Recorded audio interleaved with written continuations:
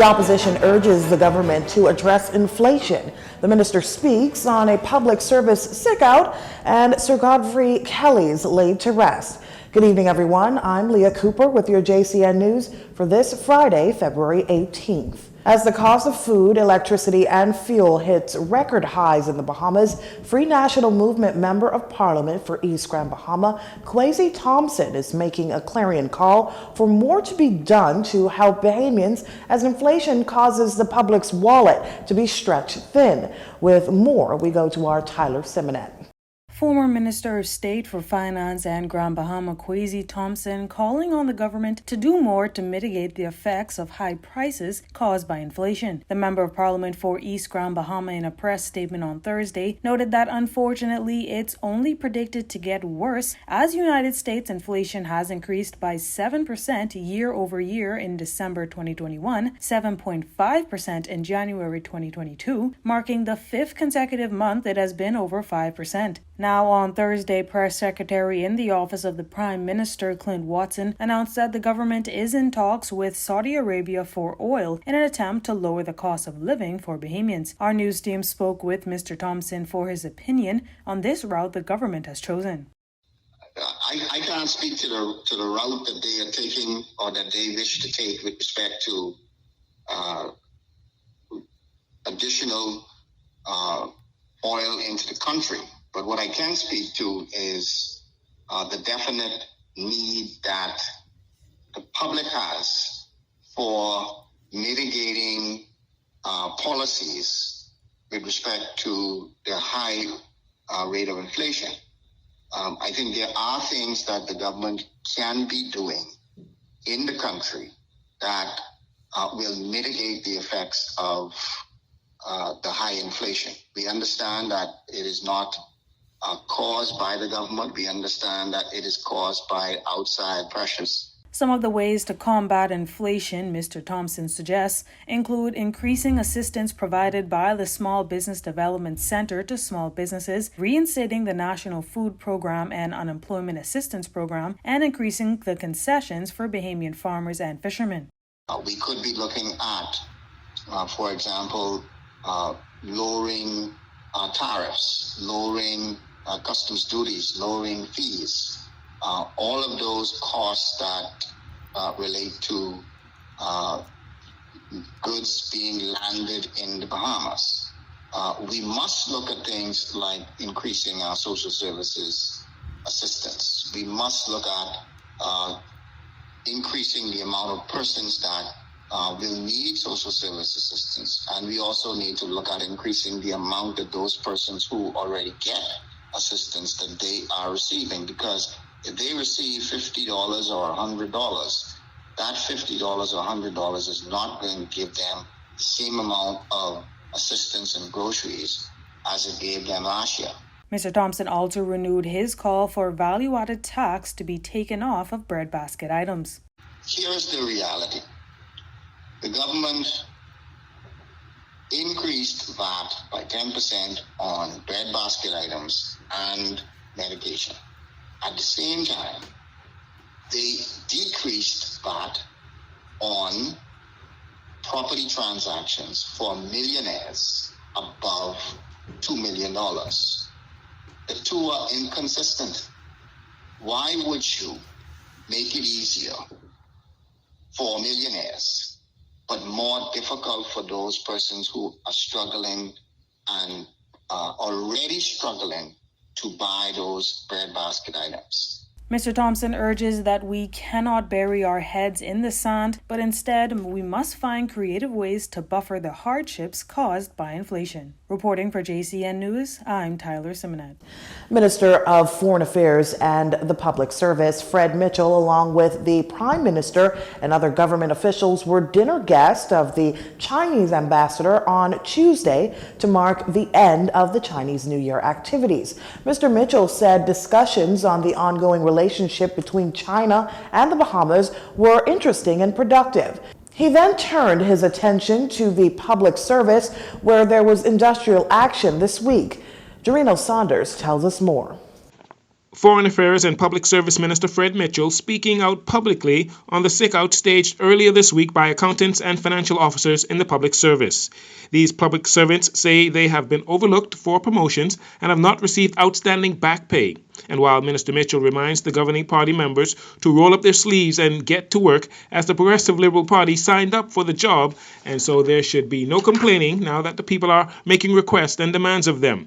He's asking the disgruntled workers to give the government a little more time to address their concerns.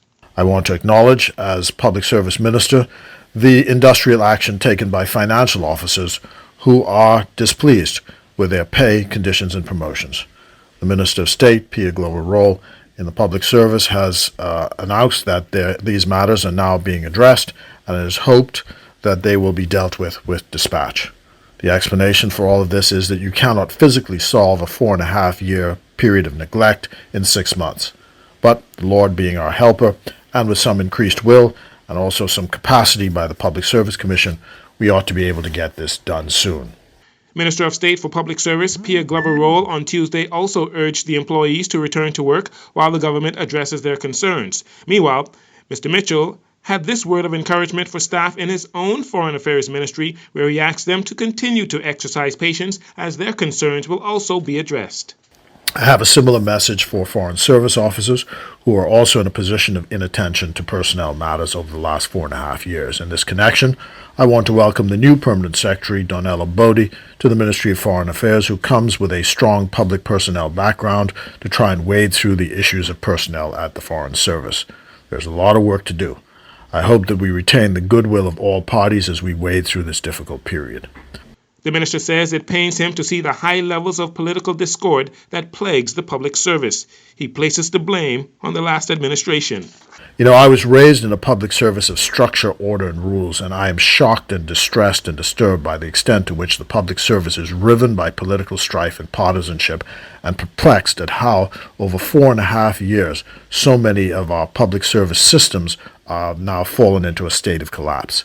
These have been exacerbated, of course, by the mismanagement of our finances and the lack of discernment by the former Prime Minister in dealing with the pandemic and its knock-on effects. Minister Glover-Roll says the ministry has received over 100 promotion recommendations for the accountants and financial officers in the sector, adding that the ministry is in the process of reviewing them. She anticipates the process may take about 4 weeks.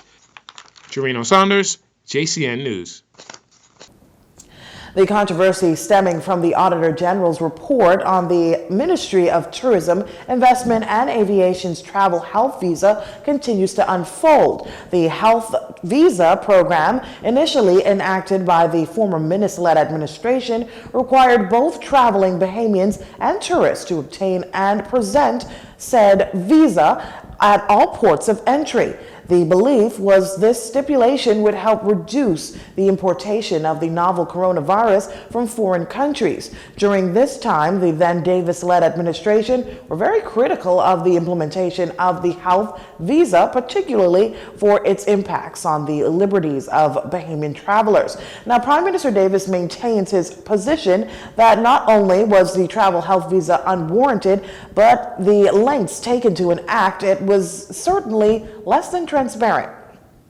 I think our concerns expressed while in opposition about the travel visa and how it was implemented is now being manifested in what the report reveals. It doesn't end there.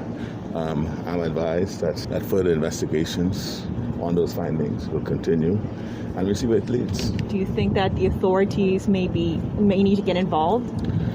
Well, that'll be a matter for the investigators to determine where it ends up. But wherever the chips fall, there it will land. We have the Auditor General's report, and that will be taken up it's now being reviewed by the technocrats in the Ministry of Finance.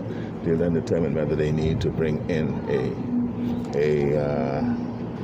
a specific outside auditor, or just from what the auditor's findings are, have inquiries taken up from those issues that arose. The Auditor General's findings come on the heels of the Davis administration's push for transparency, a topic heavily discussed during their election campaign. And the Office of the Prime Minister collaborated with the One Young World Company to host the first ever Youth on Climate Change Caucus at the University of the Bahamas. The event was held in efforts to educate young people on the dangers of climate change and the importance of not only continuing to have the conversation, but taking action on the matter. Under the theme Climate Action, Roadmap to Climate Recovery in the Caribbean, Prime Minister Philip Davis attended the event to emphasize the gravity of climate change and its irreversible impact on the Bahamas and other island nations. At no time in our history have the Bahamian people been so actively involved and aware of what is happening on the international stage in respect of climate change. And at no time has the presence of our people been so necessary. We are one of the countries most vulnerable to climate change. To do nothing, to say nothing, not to show up, not to raise our hands and voices, and be counted, for my government, this is simply not an option. This is also my charge to this caucus. Continue to do all you can. Continue to show up. Continue to speak up. Continue to raise your hands and voices. Continue to be counted. This is nothing less than the battle of our lives, a battle that we have to win. Also attending the seminar was DRC Ramming Jr., Chief Technical Officer at RWAC-X, who says that the finance industry also has an important role to play in saving not just our country, but our planet. Companies are the biggest polluters on the planet, and finance is a big role in making those companies work while doing it in a sustainable way is very important. Obviously, I'm all for making money and helping people to make money, but it can't be at the expense of our climate. It can't be at the expense of our nation. It's very important for me that the finance goes into companies properly, but also as the economy seeks to shift to greener, more efficient ways, that money gets put into that use. So the question for me and my organization is how we can best support that and do it in a transparent way and do it in a way that includes the climate scientists and is not a paternalistic, this is what you need to do kind of way, but more of an inclusive kind of way. So. The One Young World Company is a conglomerate that seeks to unite the world's best and brightest young persons in efforts to bring meaningful change to the world's most controversial and pressing issues. You're watching JCN News. Stay with us.